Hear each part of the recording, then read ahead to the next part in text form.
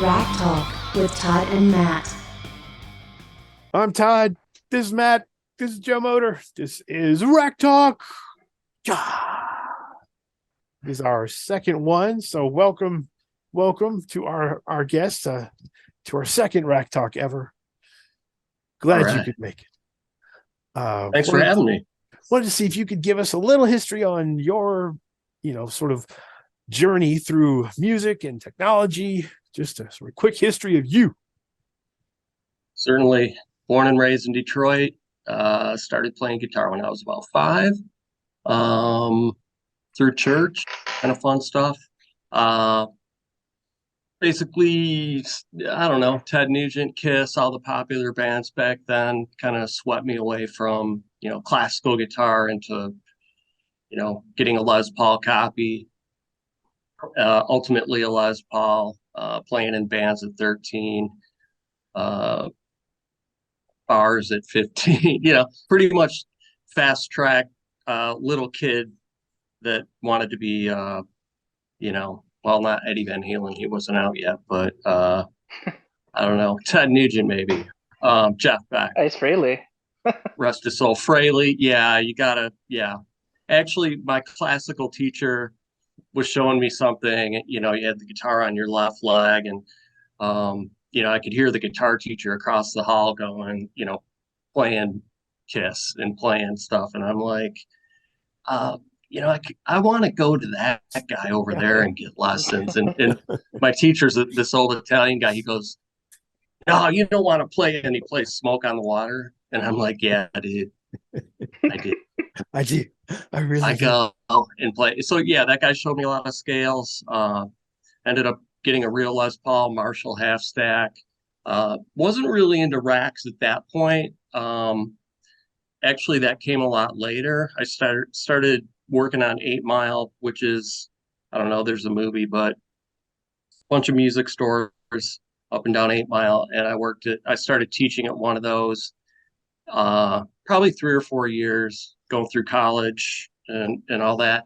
And a couple guys from Rocktron came in at one point, who would be my boss and my friend Jeff.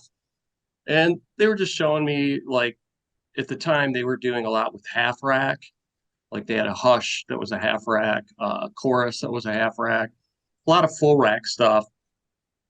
But I wasn't, I didn't even know what noise reduction was at that point. To me, it was just like, whoa, I saw the Boss noise suppressor pedal, and I didn't know what to do with that. To me, all I did, if I had a show, it would be 2 EQs. I had one EQ with the frown, the boost mid, and one EQ with the smile, which I put next to a chorus pedal. So when I hit the 2, I could go from clean on with one foot and dirty with another foot through a Marshall. I still have it in 1976 100-watt head, and that works. So I'm like, I don't need all this. But then I ended up going to a different music store that was in a really bad neighborhood.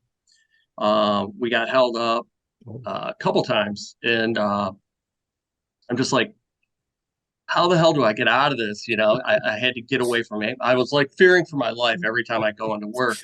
And all of a sudden, out of the blue, my friend Jeff from Rocktron calls. He's like, "Hey man, would you want to come in and talk to my boss and me? We're looking to get a technician." And they were getting popular at that point. The Intellifex had just come out, and I'm like, "Yeah, where? Show me."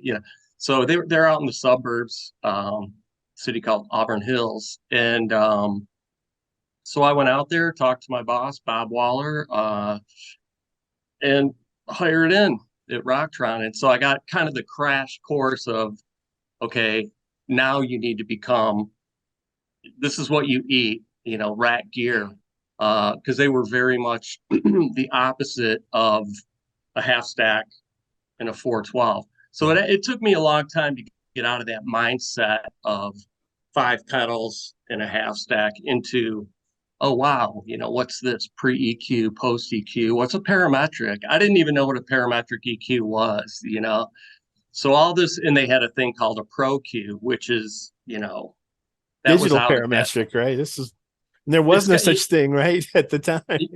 Yeah, I mean, they had shelf EQs. Everything was like insane boost. It was like a 25 dB boost for bass or presence, and then it did have a parametric section. You can go in the middle and do the scoops and things. But um, the thing with that, it could either make you sound really good or you can really mess up your tone really bad. And that was the hardest thing with the Rocktron stuff, was just understanding what a pre-EQ is. And then when it finally clicked, it's like, oh yeah, that's like sticking an EQ in front of your Marshall. Okay, treat it that way. Okay, now I get it. Oh, that's it. Yeah. Actually did that on the Chameleon here. I didn't, really know what I was doing, but I just started fiddling with it, and then all of a sudden I had this great tone, from just a little box. So I Right, did the right. pre EQ and the post EQ, and it just, sounds huge.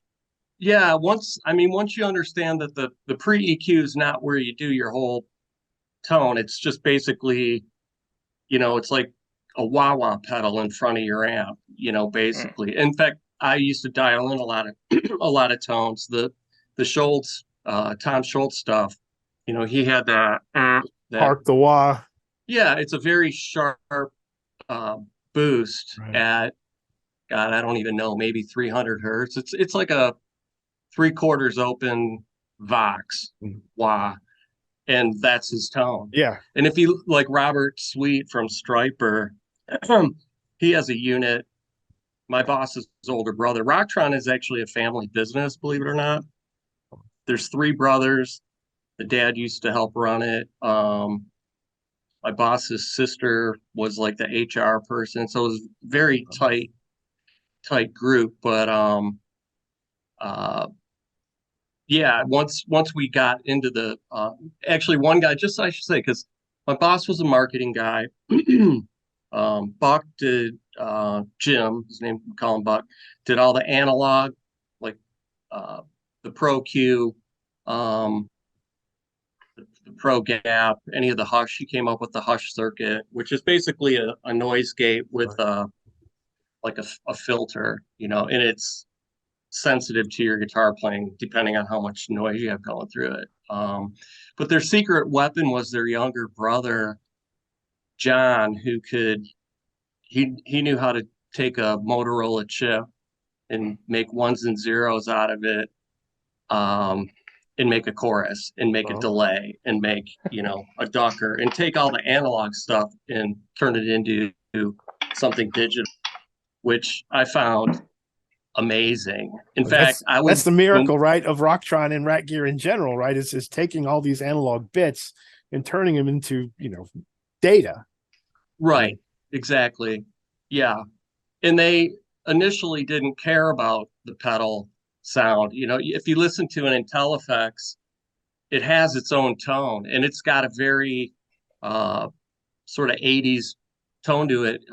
The cool thing, and the one thing I used to always sell with the Rocktron stuff, was the fact that you're allowed, depending on how you have pre or post, to run your signal directly through it. So you never necessarily, if you hook it up to a head and you don't have a parallel loop, you could still run your direct signal through an IntelliFX, and it doesn't immediately, like you do that with the Lexicon without a mixer, and your tone turns into something super thin. And I used to have to tell people, no, don't do that. Get a line mixer. All the guys doing racks out in Hollywood, that's what they did. They split up the direct tone, everything fed into a mixer, unless it was something up front like a pedal, and then they would have a section for that. But as we got into the Replifex, I kept telling them, like, let's try and incorporate some of these pedal type sounds. And they're like, whatever, blah, blah, blah. Or not even the Replifex, even before that, the Chameleon. And so I would bring in a Phase 90 to John, and we would book these 2-hour sessions of sitting there comparing, 4 different phasers, and it's like, this is the one Eddie Van Halen uses. And he would listen to it and I go back to my desk and do whatever, call dealers. And then he'd call me back in. We had the intercom phone. It's like, hey, Joe. And pick up a guitar, and he's like, how does this sound? And we unplug the Phase 90 and go into the Chameleon and like compare. And it was like, I don't know, there's this little distortion. Can you hear that on the top? Like that real throaty Eddie, atomic punk thing, And he's like, what preset was that again? I know I have it on there. I think I know which one you're talking about. I can't remember. There is one. I think I probably did that preset. So he ended up putting like 2 phasers on there. We were just basically taking pedals and trying to rip them off as close as we could. And with a guy that by the way, the guy that did all this was not a musician at all. The other 2 brothers were musicians. Wow. The guy that did all the Chameleon software, the IntelliFX software, all that, didn't play a note. Wow. He would just listen, and we go, it's little. He would understand, like, obviously the frequency, and he'd go, okay, I hear that now. But we would have to kind of go, no, this is a Robin Trower sounding, this Right. like put some of that bottom in, and he'll go in there with 1s and 0s and run some algorithms, and then it would be like this little circuit board with wires hanging out. It's like, try this. It's like, all right. And then as soon as we get it, he would lock it into the algorithm. And then there, it would go into a chip, and there it was for all of us to either make sound really good or screw up really bad. One or the other. But it was fun. Right. The whole thing we mentioned, a pre-EQ, I think a lot of guitar players even still don't quite get that pre-EQ before the gain stage, right? You're really shaping the tone before it hits the gain stage, because the gain stage will change the characteristics of the tone tremendously. It's going to add more bass. It's going to get maybe too fizzy. And if you can pre-shape it before it gets fed there, then you can control it more, its outcome after the gain stage. And then you shape the pretty in the post-EQ. Right. So having a pre and a post, in which some of the Rocktron rack units did have post and pre and post EQ, right? Did that in one unit. So you didn't have to have, 6 pedals. Right. Just have. And the pre helps a lot. Like if you play a certain type of guitar, to me, it's like the preamp is sort of connected to the pre EQ is sort of connected to your pickup. Like if you have a really fat sounding pickup, you might want to boost 1K in the pre-EQ to get rid of some of that mud. Right. So the pre-EQ is kind of like my secret weapon in a pre-EQ is 1K, because I pick really light. I almost never break strings. So I boost the heck out of 1K, and what that does is you hear every pick. Like if I strum something, there's a ton of, like, I use a shit ton of gain too. So like, there's never enough gain. I mean, there never is. Even if it feeds back, as soon as you touch it, you could still put more gain into it. That's so I pick like legato. But if you have the 1K up front, for me, that articulates my pick. Other guys might pick harder. They don't need 1K. They might need like 500. Or if you do the Robert Sweet thing from Striper, you kind of turn it into a wah-wah. Like if you listen to their guitar tone, it is kind of like a cross between a Marshall and a Boston Tom Scholz unit, you know? But yeah, the pre-EQ can make it sound great, or a lot of guys think they're in the post-EQ when they're doing the pre-EQ, and it's like, no, you can't do that. It's not for that. No. Actually, on my Chameleon here, I'm just checking now, and the max gain is 78, and I actually have it on 70 on the high gain. So when I have a single, like a HSS setup, right? Always when I go to the top pickup, it squeals like hell because of all the gain. I think you're safe. I need all the gain. You're safe. Yeah. I mean, plus you could turn the input down. Like when I would do shows with the Chameleon, it would just be like the things I use a lot live on that, just depending on where you play. Sometimes you get to a room and there's a ton of noise, and a lot of processors now have global settings, but I used just the input level because sometimes there's just so much noise you have to pull that down. And the other secret weapon was just the global hush. I would use that a lot because, so sometimes the lights were the worst. You never know what you're going to get. Yeah. If you're not isolated from the lights, you're going to get it. The dimmers come on and it's like all of a sudden your rig goes, yeah, So the global hush, I would just sit there and turn the input down. It's like, all right, I'm going to have to play with a little less gain tonight, but you have to fight it because sometimes the noise reduction is just pushed out just based on the circuitry in the club being bad. So, but yeah, that was a secret weapon. I mean, it's very handy though, right? To have, noise gate built right into the rack processor, right? So it's in the same. It's a godsend. Yeah. Now I think like going back to like, how did I do it with the Marshall half stack? Because in even some of the recordings I've gone back to remix, it's like just god awful noise. And if I had a hush unit back then and knew how to use it, I would have used it. Yeah, it would have been great. Yeah, because it's even my bass player. Shit, my bass player always wanted to be Billy Sheehan, even though he couldn't. But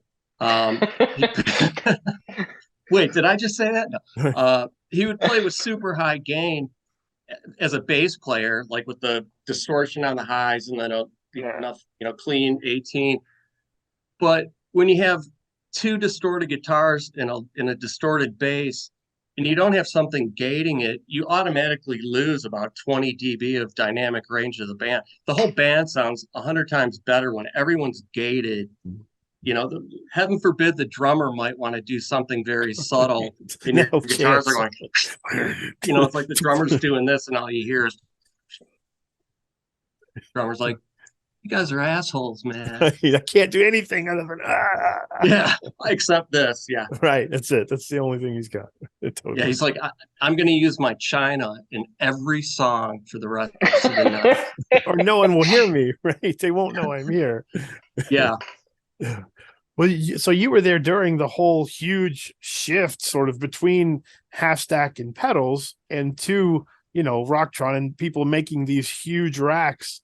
The refrigerator rack, became like just a staple of touring guitarists, right? If you were a touring player, you had a rig that was as tall as you were, and Bradshaw hooked it up for you, and that's just how it worked, right? I mean, yeah, definitely. There were early affiliations with Bradshaw and Rocktron that were sort of over with by the time I got there. So at that point, we made the Pro Qs, we made the Hush units. A lot of guys had our stuff, and then it became more of how do we make a multi-effects or an IntelliFX thing. The next step was to do something with a preamp that had the effects, and so we're kind of rolling into different things. So, but there was always, pretty much anyone, there would be something Rocktron in a rack, whether it was the switcher or. But pretty much everyone had a Hush unit. It's funny. My very first road trip with Rocktron, I went to Arlington, Texas, and it was my boss. I think just my boss and me, and it was like a vintage guitar show. And I'm like, what? Why are we doing this? Because it's a vintage guitar show, and I'm thinking, back then my mind was still 412 100-watt Marshall. I was still trying to get into this Rocktron thing, but I had to because I was not working on 8 Mile, getting shot at, and it was a much cooler gig. I was flying, I was traveling and stuff. So all of a sudden we hear we're in this convention center, and it's probably 50 or so booths. It's like a big, I forgot, Arlington Convention Center or something. And I didn't realize it, but the band Pantera's from there. And so everyone's like, yeah, so and so. I didn't know who Dimebag was. This was like Cowboys from Hell had just come out.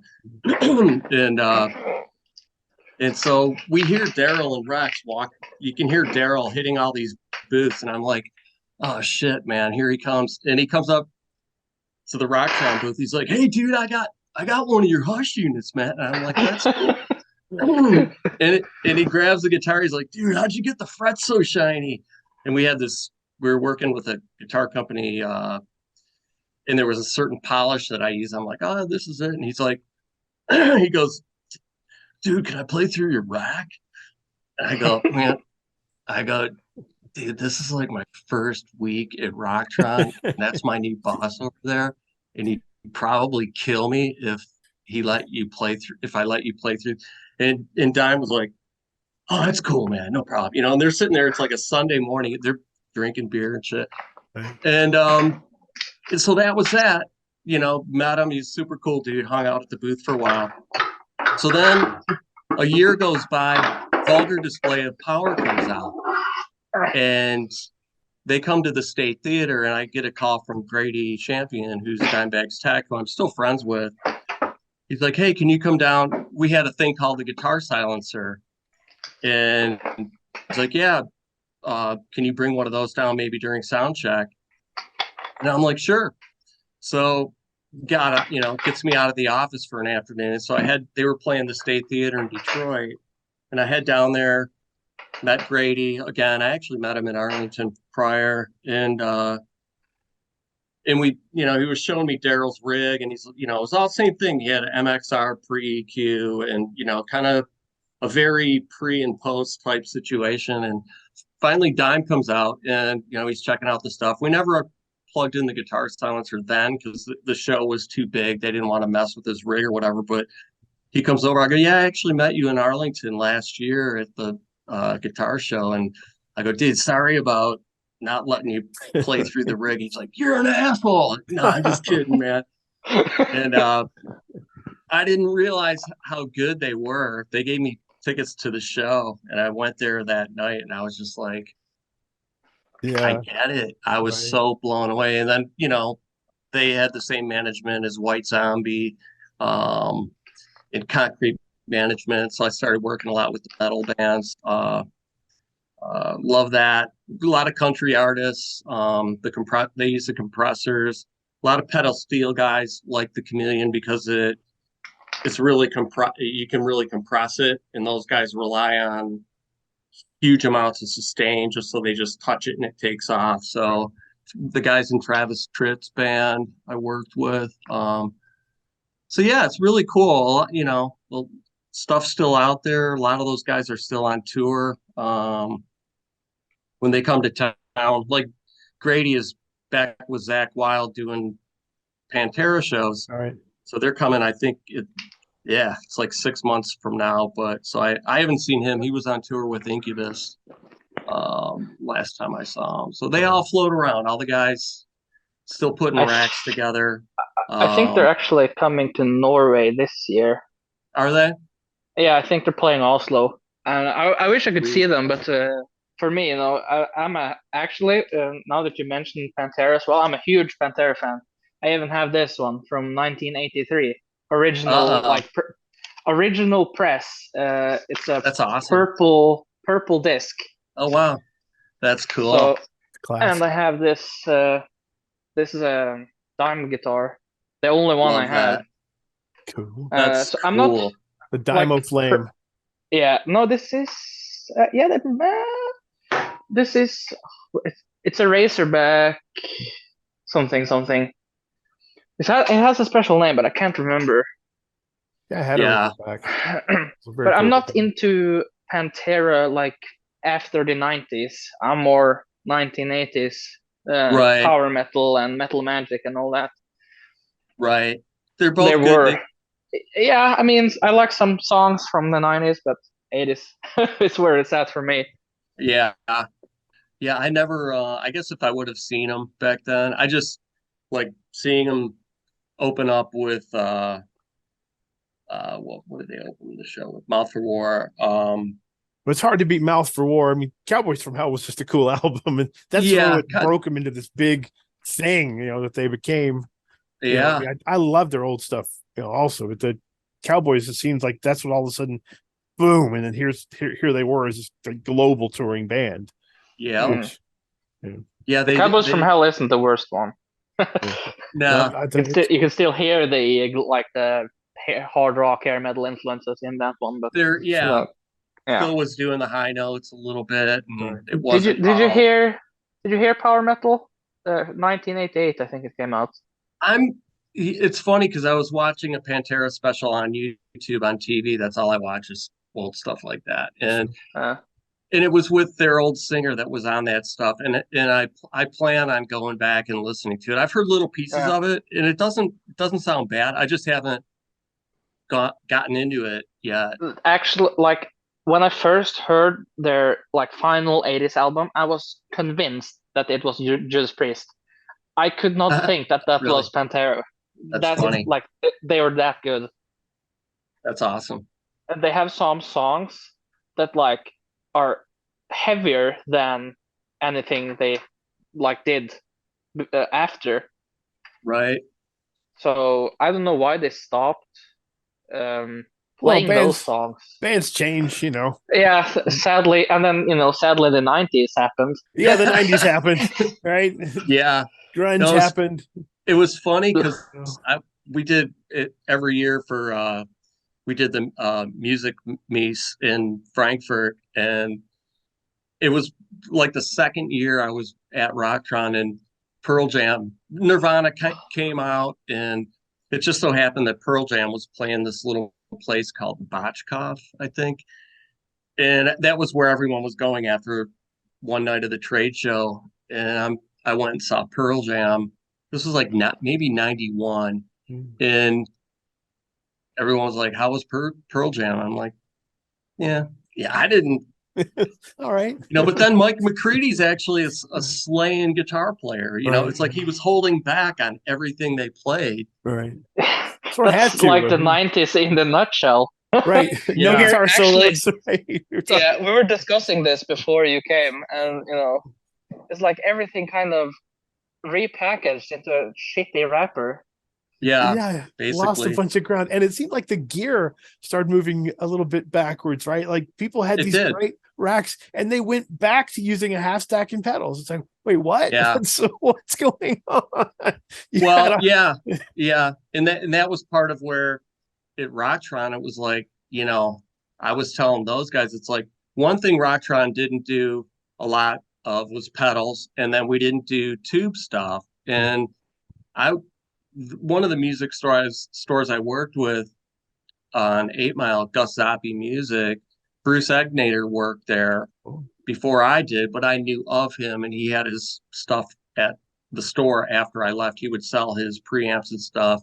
Wow. And so I'm like, oh, Bruce. So I knew him, and I told my boss, I'm like, we need to get Bruce involved because he's got a reputation with tubes, Yeah, totally. And we did one power amp with Bruce before he started working there. He actually did a trade show. But one of the funny things, because we used to test packaging, and we would get a new unit and literally go to the back of the parking lot, go have a cigarette or whatever, and we would just take a unit and be like the UPS guy and throw it 8 feet in the air and let it hit the ground, and then take it back into the repair room and see what broke, because you figure that was part of our quality QC.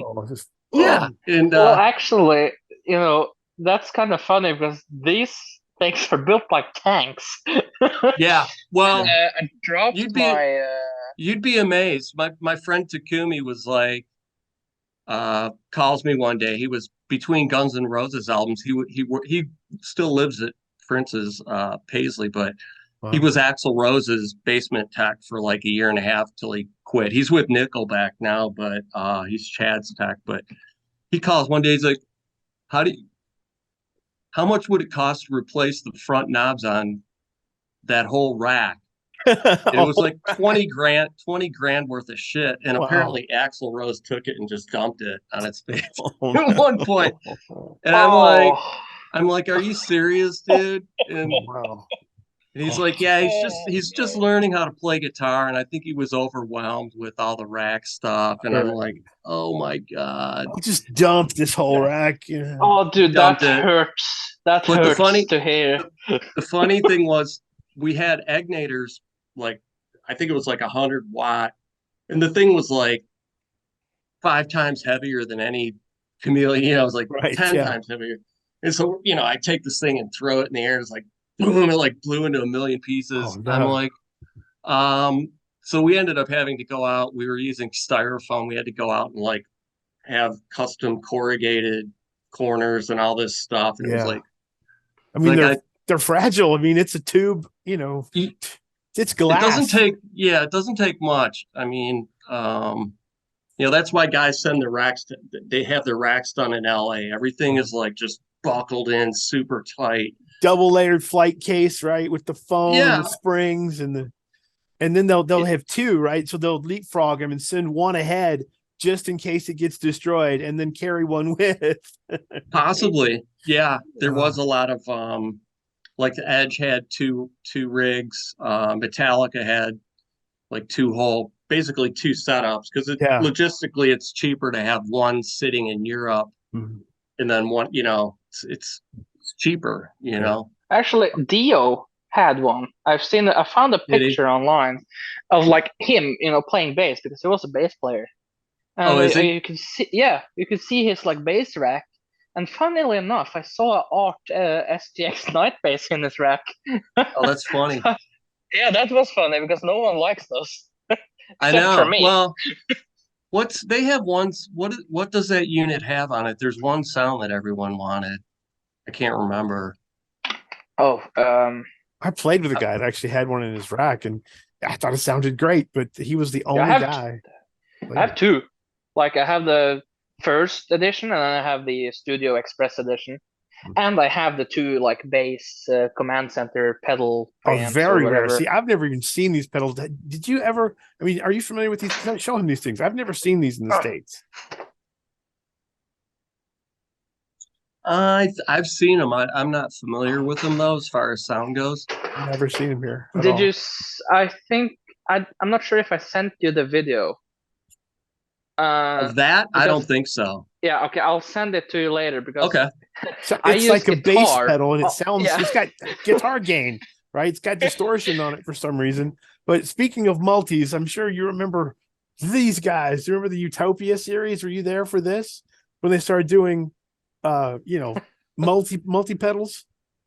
No, that was actually after. Is that Rocktron? Yeah, Yeah. it's a Rocktron product. Yeah, Um, it sounds like no, the actually, Chameleon, but it's in a foot pedal, and it's got the right, Rocktron heavy duty, wah built, which is nice, and it's built right. like a tank. You cannot destroy these things. That's cool. Yeah. Yeah, no, I was gone at that point. Yeah. I got unfortunately lassoed into a different career, Oh, but well, you're going to have to give us a little on that. I mean, how do you make the switch from rock and roll racks to anything else? I mean, it's got to be a tough change. um, yeah. First thing you do is you go to a barber and you know, Oh um, no. no, No, no. I never left music. Yeah, there, hide that. No, actually, my hair was about that long back then. Yeah, But dude, yeah, your no, I'm hair an was autumn. magnificent. I've Huh? seen the pictures. Yeah, your hair was magnificent. I've seen the pictures. I still have it if I ever want to grow it back, just so you know. Like, I don't think I'm that fortunate to have hair at that age because my dad is bald and I'm balding a lot. Enjoy okay, it while it lasts, man. That's all I right. Yeah, got to say. No, we I'll were end up just, like Kerry King. Right. yeah. Eventually, Scotty and Carrie, Right. be one of those guys. But no, I do automotive. But like, I still have like, my old band Roulette. We put We were out, talking about that. Yeah, you did Reloaded, and then you again after you saw like on eBay with $100 for the first tape, right? And you're like, people still want yeah. this music. And so we see this ridiculously priced bootleg with like they ripped it off Google, like they just took random pictures and then made a CD booklet out of it and all this. So yeah, so we a friend of mine works, Jill, she lives out in Colorado, does artwork for a lot of different labels, and she's like, I'll do it for free. So I just sent her a bunch of pictures, and then so we re-released the Roulette stuff. And then I had the stuff before Roulette where I was kind of did the Wolfgang Van Halen thing where I programmed all the drums. He played them. I suck at drums. So, but did all the bass and the guitar and the backup vocals and, you know, a bunch of stuff that Roulette ended up doing. And I sent that to Steve. I'm like, hey, you know, these 10 songs are pretty good. Some of them are on the Roulette stuff. I mean, I like them. And he's like, yeah, let's put them both out. So we put out Reloaded and then Preloaded, we called it, because they're the songs before Roulette played them. And yeah, I mean, we played enough around. We played the El Rosa Villa, unfortunately, a bunch of times, which when I heard that that's where Daryl died, I'm like, are you fucking serious? And the reason they have all that stuff on film is they have like 2 house video cameras. They record every show that goes through there.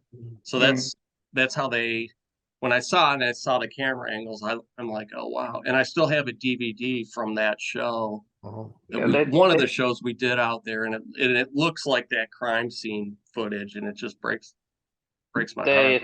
They tore down that place now. Yeah, thank God. I mean, I think they kept the rock though. That's cool. I mean, yeah, it's kind of a bad. Jesus Christ! I was 3 years old when that happened. No, we used to. The people that from that area in Columbus, Ohio, are cool. Like we would pull in with our Winnebago and our U-Haul, and they would make like bring chicken and food and stuff, and you know, like we went up through Wisconsin, whatever, Midwest type stuff. But yeah, so the stuff's out there. I actually got a royalty check the other day. Cool. Yeah, which I give half to disabled American veterans, which is cool because it's funny that the irony of it is that it's popular in Russia, and it's like I'm giving the money back to the vets in America that went to fight the wars. So yeah, it's fun. I don't think we'll ever get back together, but plus no one else in the band has hair anymore. So is the music out like digitally anyway? Yeah, if you go to it's called FNA Records. It's digital. You can buy that or the CDs. Yeah, I might get a CD if I can find it. Yeah, no, it's on FNA Records. FNA. Okay. Yeah, I'll check for a CD. You don't have cassettes or vinyl, do you? You're pushing it, man. I literally yesterday, no, a few days ago, I bought like an 80s stereo like cassette player and record player in one. Right. It's coming tomorrow. It's a big yellow erotic, I think it's called, or something. Vintage. So, Ghetto Blaster. Yeah. They call them Ghetto Blasters where I'm from. Yeah, actually, hold on while I'm on the subject here. Yeah, vinyl would be cool. So it's a project. You can make some custom vinyl. You know, it's a big thing now. I know. Oh, I wish we had a big flood here in Michigan like 5 years ago. I lost all my vinyl. No. Before it, got popular again. So wow. Yeah, vinyl's a touchy subject. There you go. I got it for free from my grandma, and it still works. Oh my God, that's awesome. A lot of those units have really good condenser mics in them with like compressors on them. Like if you put that in a room with a band, you'll probably get a decent recording out of it. That's what a lot of bands did. I mean, back in the day, that was how you made rough demos, was you literally took one of those and just put it far into the room and hit record. I mean, that was it. Yeah. Yeah, I can record with this.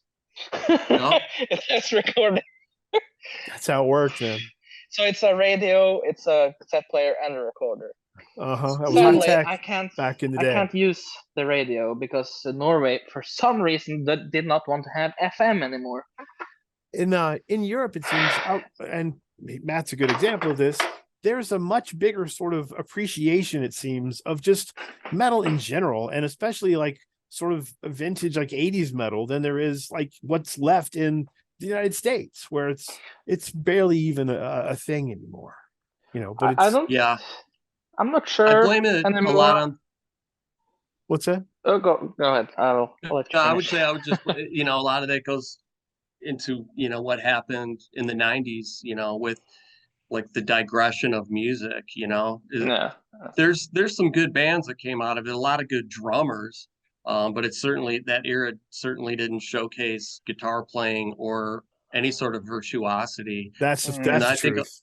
I There's think, a lot of good bands from the early 90s that just came out too late. You yeah, got Steelheart, you got yep, Firehouse, you got Holy Soldier, all of those guys. They yeah, like just at the end of it, right? yeah, yeah. It's unfortunate because that wasn't the point. Like, who was it? Janie Lane from Warrant said when he went in to his record company to do like their third Yeah, album, They've talk got I about know it, the Alice in story. Chains and poster on Alice in Chains was yeah, them. He was like, "We're So, done. It's over." Joe, you know Holy Soldier, right?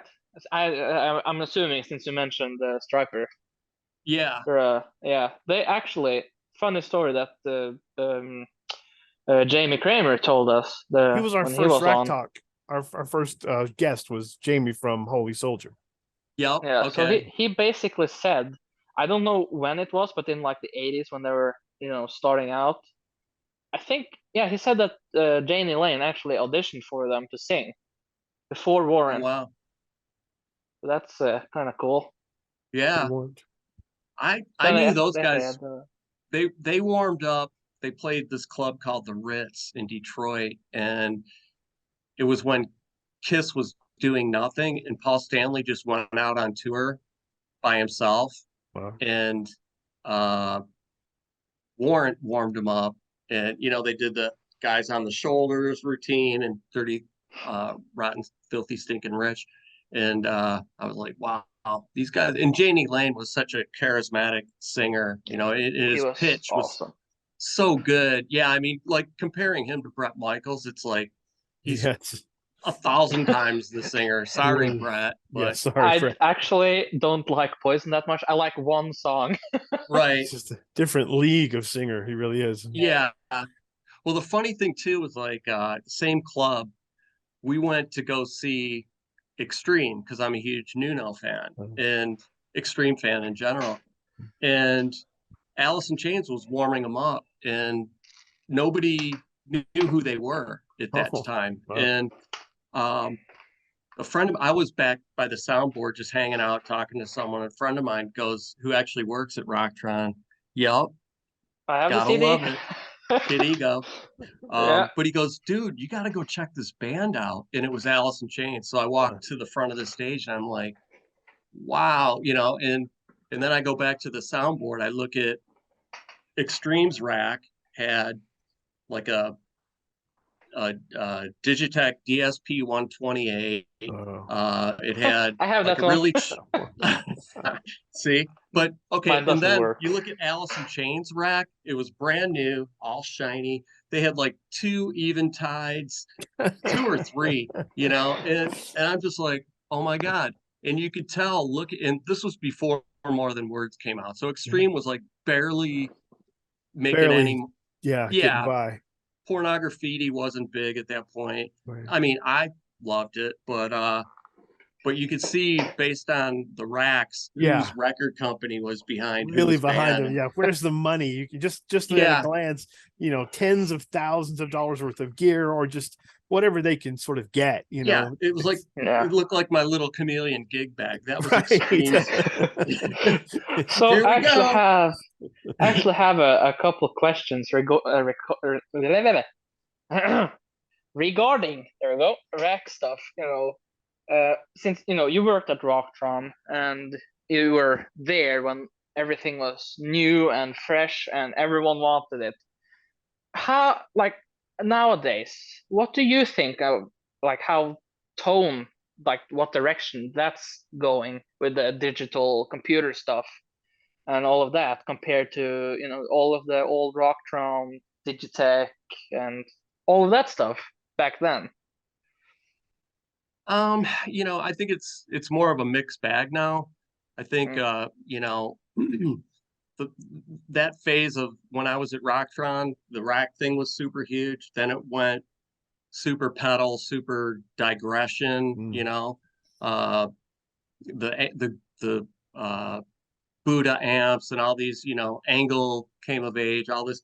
So that whole thing kind of took over for a while, and now it's kind of coming back. Like I have a Helix right behind my laptop here, and it's got all the modeling and stuff. Yeah. There's a lot of that. There's definitely the convenience of hooking something into a laptop that controls all your presets and doing all that. But I'm still the guy with the Marshall half stack and a few Boss pedals. So I'm like one step away from each side of it.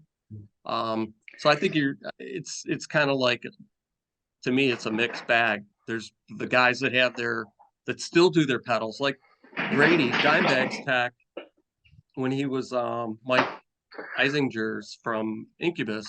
We're backstage hanging out. They played Pine Knob, and he's got like 20 pedals in a row. Wow. And I'm like, dude, do you think he's suffering signal loss? Gotta be. He's 20. Grady's like, there's a lot of signal loss going on. And I go, what do you do? Yeah. He's like, I don't do anything. He's got two duplicate, it looks like a horseshoe, and he goes in the middle of it, and he's got like 20 Boss pedals all hooked in series. And I'm like, how the fuck is that possible? Wow. And he still makes it sound good. Wow. So I'm not knocking the guy. He's down on the floor half the show, like tweaking his pedals. Adjust, because you only, that's Literally. the thing, you get one patch out of a pedal. You can't, I know. You have to change it manually unless you have two of them, or right. But there's always going to be that guy that would rather have 20 pedals in a row and go down and manually adjust that delay. That's true. So check this out. What's that? There's two pedals on my floor. A loop switch pedal that I just got as a package deal. It's not doing anything. And the wah, because I can't afford the wah rack yet. But other than that, there's a MIDI control boards just everywhere. I have one over here as well. Not really a pedal guy. No. Yeah. I had one Boss pedal, Boss DS1, and it fucking sucked. But other than that, I'm 20 years old. I probably shouldn't know what all of this stuff is, but I do, and I have it because I can. You better give that. It's a time capsule, right? Pedals. That rack could be 1989, maybe 1990, right? Yeah. It's cool. I like right. that. Yeah. It's about right. So, work on that wah-wah pedal, man. That's blasphemy. Blasphemy. Just get a rack here. You can't have that. Come on. Yeah, it's doing nothing now because I left the plug in, so it drained all the power. That's why you get a rack one, man. Yes. Yeah. That's a good point. I'm gonna, after I move from here, because I can't spend like almost any money now. I have to I'm just giving you a hard time, dude. I'm just racking on. When I'm situated, got a new apartment and moved and start making money again, I'm gonna go all nuts out, as I've been doing for the last, these three racks, probably 20 years ago when they were popular, would have taken me years 50 grand, to 100 get. grand. Right. Oh yeah. Yeah. I literally 2 years to get all of this. Right. Yeah. No, it's funny. It's funny to think of back then, all the rack stuff coming out and going, oh man, all that retro, that's, and now the rack stuff is actually retro and it's cool again. So it's kind of, what is retro? It's really reflecting on the price on the used market. Sure. Oh, Jesus Christ, people charge so much for some things. I've noticed that. Kind of gross. You saw that I've done old videos, like when I've got an old ART rack unit, I would make these short videos. These units were $100 on eBay, right? Yeah. And then just a few years later, other guys I see on YouTube doing the same things with like vintage rack gear like this. Well, we could vintage 80s stuff, not like really old. And so then all of a sudden the prices start shooting up. And now these units are $300-400. I was like, what has happened?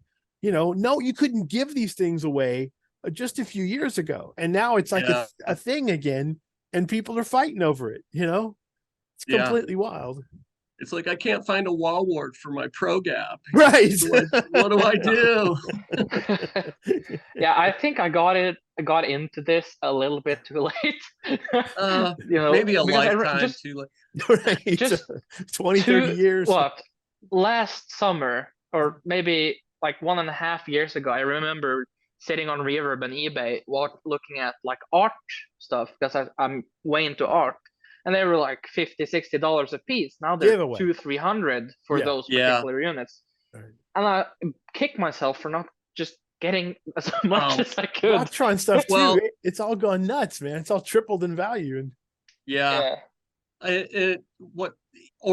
you could kick yourself the number of times you got rid of something and then regretted it. Like totally. The Marshall head that I have, it's a 76. It's the first one with the master volume, first JMP. Wow. So it's worth 10 grand, right? It's I'm not even sure what it's worth. I just reflashed a picture of it on my Facebook feed. But I had, when you take it apart and you could see who signed off on it at the factory, it was like the one I ended up getting rid of when I worked at Wonderland Music just before Rocktron. It was it was like the third amp away from the one that I still have. So they were coming down the line at the same time. Wow. And I could kick myself so hard. I sold it to some fucking guy that probably liked REM, Right. Yeah. And I'm like, oh, why? Not that REM's a bad band, but I think that amp deserved a better guitar player. That's all I'm saying. Right. And now it's worth like as much as a car, right? If you still kept it. Oh, he probably more than a car. Right. Yeah. Who knows what? I hope he treated it well. Right. I'm sorry. It's like Marshall. losing a child almost. It's like, I want him back. Adoption was wrong, Yeah. You could probably get like 2 or 3 eventides for that thing.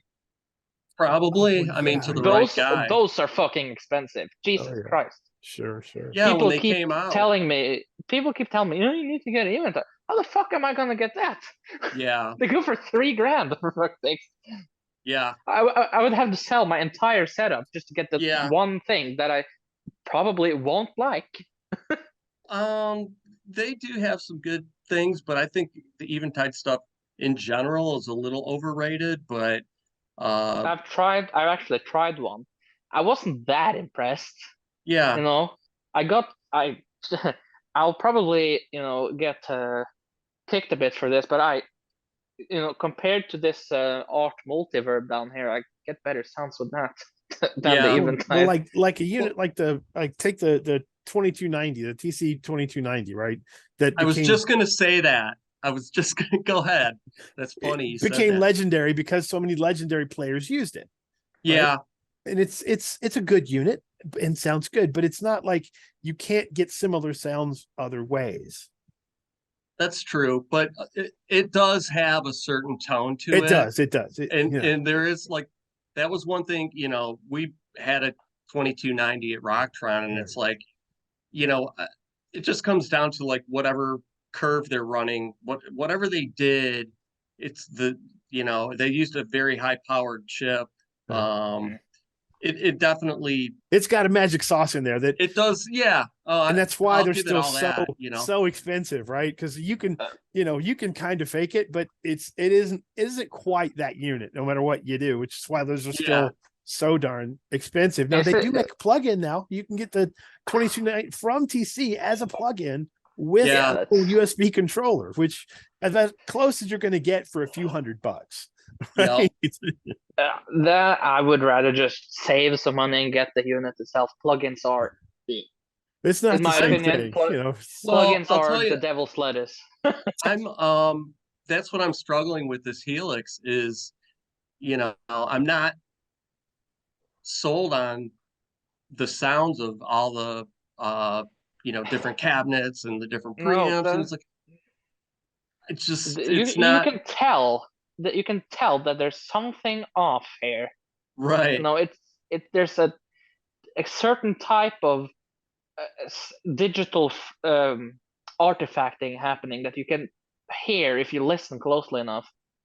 And that's why I don't have an XFX, I don't have a Kemper, I don't have a Helix. I traded my XFX actually for this guitar here. This 1985 Westone Dimension. Right on. Well worth the fucking trade. And Right. I've tried the neural DSP plugins that are top of the line and everyone uses them.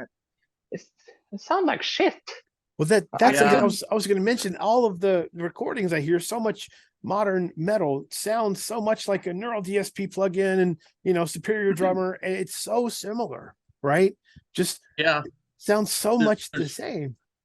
There's really like to me when it comes down to recording and just like you have to, in my eyes, like I've always done a layering technique where to me the Marshall tone, just the mid-range, that Judas Priest tone has to be in there because that represents to me metal guitar, and then you can like flavor direct signal modeling stuff on top of it. But unless you have, like I used Stevie Fryette from VHT, he had I think it was called the Pitbull. I used to use that head a lot, just a really honking, you can't fuck it up going on to tape. I mean, SM57, it's like no matter what, I can take my whole Helix and try every preset, but in just one mic in front of a Pitbull, and you're good, right? This tone is just so huge. The same thing with Angle. When we go to Frankfurt, Angle wasn't that great, in my opinion, in the early 90s. And they had this guitar player, I forgot his name, Hens or something. He was always doing coke and stuff and demonstrating the Angle. And the clean sound was great. The dirty tone it still sounded like clean to me. But now they're, to me, one of the go-to heads. Like, if I were to like want to put something on tape, just because they have that like Van Halen, Variac, Marshall, that jangly like Friedman, like kind of like a Friedman head. But you can't deny like I've done probably 3,000 shows with my Chameleon and it never broke down. I just went direct into the PA, turned it up in the monitor. I think that was the brilliant part of the whole Rocktron sort of revolution, right? Is that you didn't have to carry a Fender for your clean, a Marshall for your rhythm, and a Soldano for your lead. You could just have the Rocktron and MIDI control it from a foot pedal, right? And you could have two of them in case one blew up, which they never did, right? Right. I did dump my memory. And the other good thing about the Rocktron stuff that a lot of people would buy it just based on the preset changes, like the Digitech, the DSP 128, the ART stuff. There's a little delay when you switch presets, and that would drive people nuts. And people would come to our booth at NAMM or whatever, and the first thing we would do is go, okay, just bang, bang, bang, bang. There is a slight break, but it's not. My Helix has more. You have to mess with it and do the little snapshot things. But I think now that you mentioned the delay, I know for a fact all my art units do that, but I don't really do that many preset changes. But when it comes to Digitech, I think you'll need to have like the top of the line stuff, like the 2120. That has the like a spillover thing. Yeah, it's got two different chips in it, right? So it's really running a one patch on each chip, and that's one way around that problem. Is the trails are still running on that patch as it brings in the new patch. Two S discs, as they call them in those units. Dual S disc processing. Right, that's how they got around it. Now, before that, in racks, you had to have two units, and you would literally sort of leave both on and just switch to the next one. I mean, that was one way to do it. I mean, to me, the Chameleon switched quick enough where I didn't have any issues with it. I'm talking like a snare hit. It's like super quick, but so there was no dropout, but a lot of guys would. What's that? It's not quick if you do it like this when like I do with the knob. You have to recall and then I did. That did happen a couple times where I chopped my MIDI cable. And in fact, that happened. The band, the Deftones, the first time they came to town, I had spoken to Stefan a bunch of times, and he got like a patchmate, all access. He got all this stuff, and I didn't do a lot of programming with the patchmate. I don't think it was that hard, but he wired up his whole rack. They came to Detroit, their first tour. No one had heard of them. They were on Maverick Records, it was like Madonna's big label. I go to the show, and they get all set up. I met the band, super cool dudes, and they get ready to go play. And the drummer did something with the cymbal, and it came down and it chopped Stefan's Oh, no. seven pin MIDI cable, and I could see him up there messing around with it. And so I go up there, I'm like, "What's going on, dude?" And he's like, "Fucking cymbal." I go, "Do you have another 7-pin?" And he's like, "I don't." And I'm like, dude. "Oh my God!" Like. And so, and then Chino, the singer, gets all bent out of shape because he's like, "So that means you're only going to have the one sound for the whole show?" Yeah. He was using an ADA preamp and then Oh, like a bunch of other stuff. And they made it through the show. They sounded great, but poor Stefan, he was up there trying to like do it like, by hand, like do it. I'm like, oh, it was it was painful. And the other worst case thing was White Zombie, because Jay started using our stuff and they blew up. Same thing, they had Pantera's management, and Jay, I forgot his main tech, or Takumi was his tech, the guy who's now Chad from Nickelback, but Takumi quit to get a better tour, and so they got this new guy, and they come to Detroit fairgrounds. There was like a 7,000 seater, and it was White Zombie and a couple other metal bands. And I go there with a bunch of friends from work. This is when I was in automotive, but I was still going to the shows and stuff. I still knew all the people, and I didn't realize it, but like Jay's rack fell over, and all of his shit was laying out there, and the cables, all of his pedals and everything. And he used a lot of pedals mixed with the rack stuff. Right. He used the Chameleon on a bunch of their stuff, and their guitar tech, I forgot his name, was like, "Dude, you gotta help me, man." I'm like, I came to this show to see White Zombie. Yeah, not to work. I'm not here on the clock, man. Like, oh God, I was like, I felt bad, and I'm like doing whatever. All right, yeah, later. And he got enough of it wired up for the show. There were like two or three clean presets that he needed to get to, and I don't know what he did. He just probably unplugged it all, but the whole rack was a shambles. And dude, nightmare. Yeah, that's the fear, I mean, right. That's the risk that you get when you tour with mega amounts of rack gear. Yeah. Stuff can go I'm very bad. Actually, in February, going down here to the bar, and I'm gonna play a little show with some of the local musicians, and I'm actually thinking of bringing just Rocktron. I don't want to drag my fucking 20-kilo Marshall power amp and a 4x12 with me down there. So I'm just thinking about doing the Chameleon straight into the PA. Yeah, when so you do just like what I used to do, because we would run mono. All the PAs were mono typically, just to max out the power. I would run like the left side, I think, to my amp. I had a little, actually, I worked at Rocktron, but I had a little half rack Hughes and Kettner before we made power amps, and I still have that. So I would have like the one little monitor of my own, but then you could turn the speaker simulator on the right side or the left side. Just turn it on the one side, and it's pretty amazing. It's a good you I'm just gonna have to make sure it's on.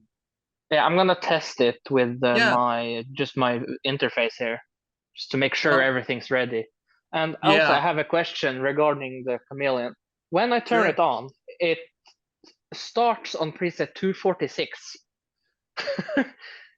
How do I fix that? There is there a button on the front? There's it should be like, I think it's power on preset. Recall, config, bypass, compare, store. No. There's a trick. It's in the parameter somewhere. Oh, It's to called. force it to start on particular Oh preset. yeah, before you hit store, Uh, like say you make a change to a preset, any change, like do a parameter adjust, yeah, and then hit. Yeah. Okay. Store. It should say like one of them that comes up should say like power on preset question mark. Says store on preset. Cancel. No. It's Power on preset store. There we go. That's so whatever preset you want to be on when you power up the unit, do that. Okay, yeah. Let's test here now. Yeah, it better come up.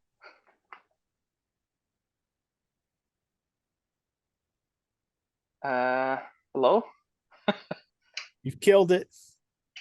Yeah, oh no. Uh-oh. It was working just a second ago. Uh-oh. We have a problem. Are you serious? Check the yeah. cord in the back. Check You the made power one cord. change. Yeah, it's cordless. Let me just plug it in and out. Usually helps. Ugh.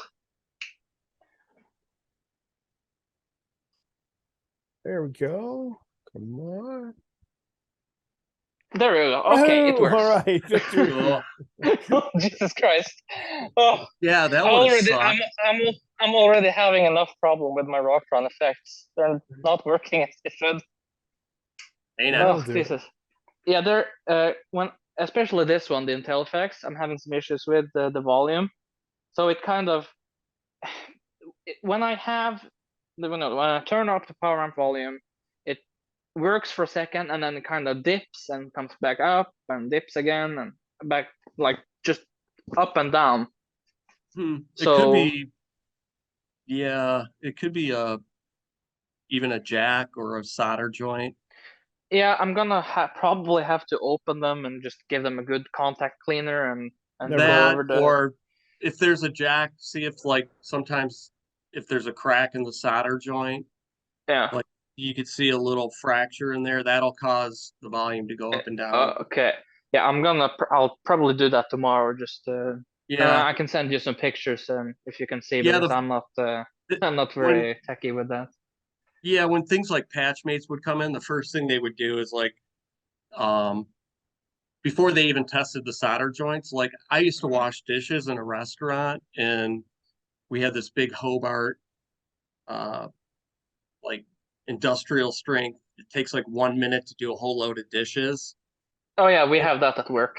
Yeah, and so when I started working at Rocktron, I'm walking through the back in the production area, and I'm like, why do they have that's the same one I had at the restaurant I used to work at, and that's what they would do is when the Bradshaw units were notorious for it because they would go out on these big tours or whatever, they would just take the circuit boards out and run them through a cycle, and that would blow out Just wash. Right. Yes. Get off all the smuts, dirt, Yes. dust, and then That put it was back like in. you would have to take out the Motorola chips. There were like 2 or 3 things you had to take out, but then you literally just ran the entire guts of the unit through a Hobart. And it was at great. like Okay. 350 degrees or whatever, how hot that gets. It's super hot. And then they would let it cool and it would heat. And then the repair guy would take it in and look at it, because a lot of times that's all it would be, is just shit that gets in the unit. Right. And they would take the potentiometers off sometimes, depending on the unit. I mean, yeah, the pots would have to come out, but yeah, I see them loaded. I'm like, oh my god, man, that's like. Yeah, you heard it here first, folks. If you're having problems with your rack, send it through the dishwasher. The circuit board for sure, yeah, because like even like if like the furnace people came the other day, because my furnace wouldn't stay on. It was like coming on, and then it would shut. My house is like getting cold, and it was literally just dust. They go in there and they suck it all out and like spray some contact cleaner. Works. That's great. Yeah.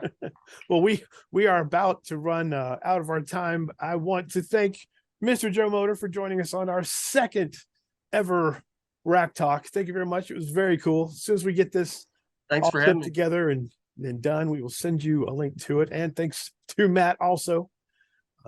Very Nah, cool to have As him. always, a pleasure. keeping it real. With this little tiny rack there, got to add some more stuff. He's really falling behind.